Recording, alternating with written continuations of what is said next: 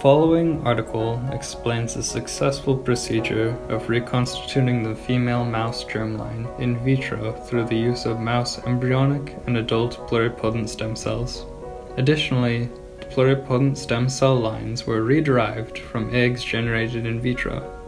The authors believe that these results will be helpful in the elucidation of the molecular mechanisms of totipotency and the production of other mammalian oocytes in culture.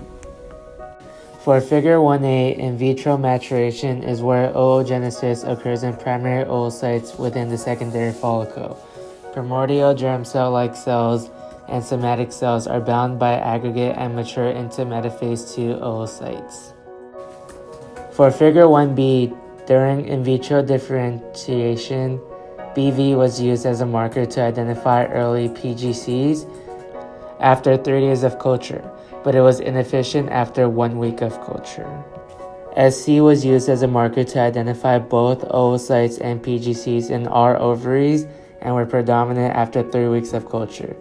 PGCLCs form after 5 days of culture, but fragmented from then until 9 days, and eventually formed follicles around day 11.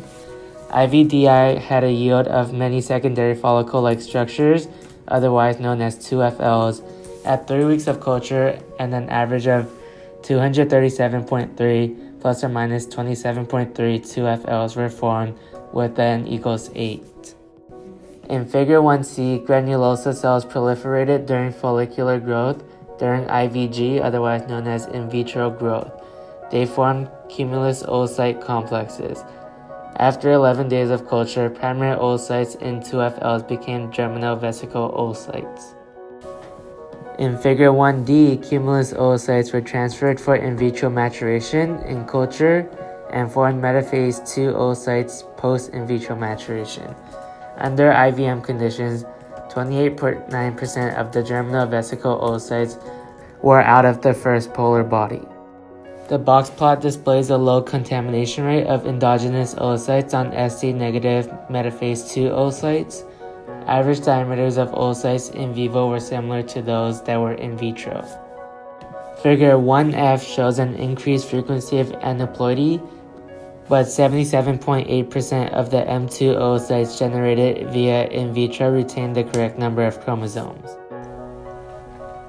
In Figure 2a, we have principal component analysis of each developmental stage, showing that oogenesis in vitro simulated the differentiation process in vivo.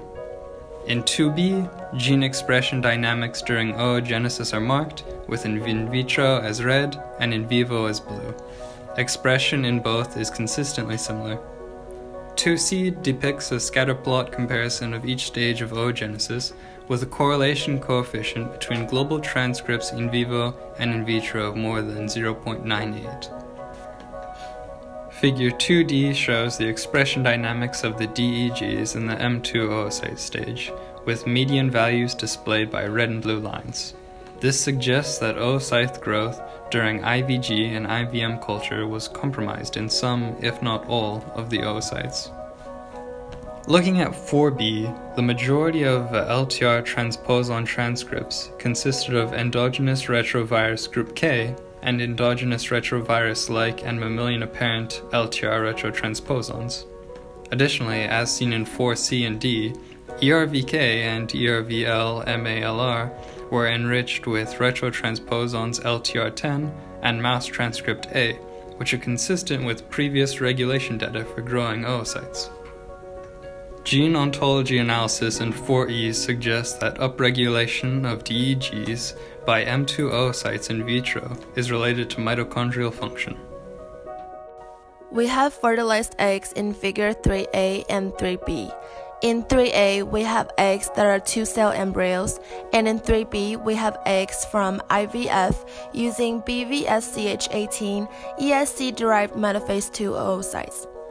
6 pups and their placentas were chosen in Figure 3c. In Figure 3d, BV and SC transgenes were used to perform genotype sorting on the pups. Figure 3e shows the 6 pups 4 weeks after their birth.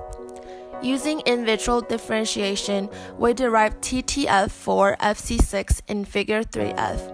In Figure 3G, we have metaphase 2 oocytes from TTF4FC6 after in vitro maturation culture. 2 pups and their placentas were chosen. We then performed genotype sorting again from TTF4FC6.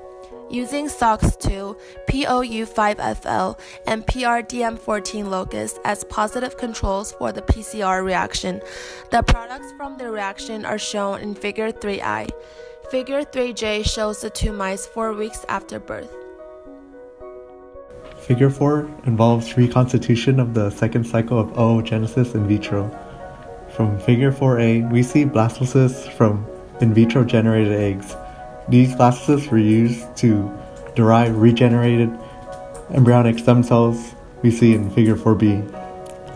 This gave rise to 37 embryonic stem cell lines, which were used in Figure 4C for genotyping. Genomic DNA was isolated from the regenerated embryonic stem cells lines. They were subjected to PCR amplification using primers for BVSC. Furthermore, PCR was ran for X chromosome and Y chromosomes, which agarose gel electrophoresis was done on these PCR products. It resulted in the BVSC reporter genes and sex chromosomes segregated to each in the expected Mendelian manner. The next experiment involved extended figure A and B, which used clones to be injected into wild-type blastocysts, and it contributed to multiple tissues, including PGCs of chimera embryos. Fluorescent imaging in figure 9A showed it being in the forelimb and hind limb of the embryos. For figure 9B, they traced the BV transgene in chimera embryos in the heart, lung, liver, intestines, and tail. Going back to figure 4D, shows imaging produced successfully for metaphase 2 oocytes from the regenerated embryonic stem cell lines. Lastly, figure 9D shows the successful reconstitution of the entire cycle of female germline in vitro. While the experiment was successful, there will be a requirement of gonadal somatic cells as a critical point if human PGCLs are to progress to later stages of gametogenesis.